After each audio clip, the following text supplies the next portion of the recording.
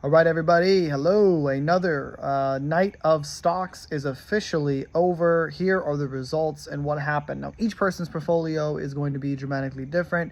If you have the S&P 500, if I have my own stocks by myself, and you have whatever you have, we each have a different perspective. Mine, unfortunately, today was almost a 1% loss. Not really much to say, honestly. Just my bonds and a couple of my Medicare plays are down a little bit. Not really time to really step into them. I did do my homework on a vast majority of my assets. Again, I always redo my homework. Every 10 to 15% drop, mind you, those are very rare. It's enough to where I can catch them individually and kind of like break it down in like a few hours. So far, everything maintains being the same. Obviously this is liquidity moving away, people getting into their gold, their silver, their, worthless cryptocurrencies. People are continuing to shift away as they want to get, their hands off of, risk-adjusted assets. In my humble opinion, my little humble pie, I think at the end of the day, I think that, obviously this is necessary. These are great pullbacks. I'm a little more volatile because the assets that are kind of pulling me down, it's not the whole portfolio pulling me down. It's really just 2 or 3 specific stocks that are weighted a little heavier than the rest of the, index I have.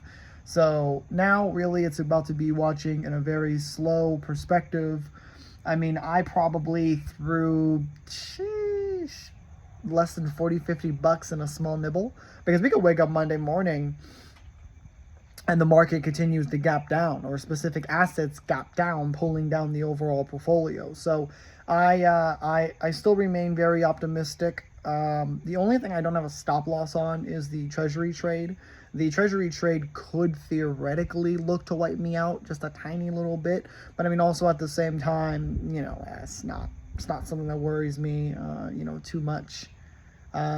So we'll end up seeing what happens, but I remain optimistic, continue to look at the book value, stay prepared for upcoming earnings, so the earnings can shift, but if the book value of it is, a pretty good amount, we can still get a readjustment and still try to find a way. The biggest problem with the stock trading method that I have is it a value trap?